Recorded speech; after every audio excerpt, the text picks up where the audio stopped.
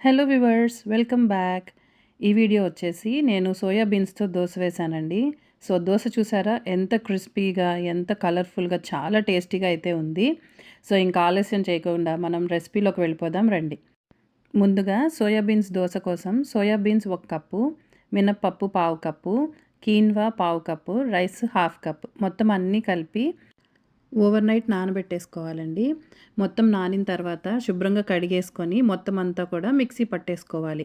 ఇలా మిక్సీ పట్టేసుకొని గిన్నెలో పెట్టేసుకొని రెడీగా ఇందులో రుచికి తగినట్టుగా ఉప్పు యాడ్ చేసేసుకోవాలి. యాడ్ చేసుకొని కొంచెం వాటర్ వేసుకొని ఇలా కన్సిస్టెన్సీ ఉండేలాగా కలుపుకోవాలి పిండిని. ఆ తర్వాత డైరెక్ట్‌గా దోస వేసేసుకోవడమే. దీనికి ఫర్మెంటేషన్ ఏమి అక్కర్లేదండి. చక్కగా ఇలా దోస వేసేసుకొని 2 వైపులా కాల్చేసుకొని మనం చట్నీతో తినేయొచ్చు. అండ్ ఈ దోసని మనం ఫర్మెంట్ చేయాల్సిన అవసరం ఉండదు. ఈ దోసలు అయిపోయిన తర్వాత మిగిలిన పిండిని ఫ్రిడ్జ్‌లో పెట్టేసుకొని నార్మల్‌గా వాడేసుకోవాలి.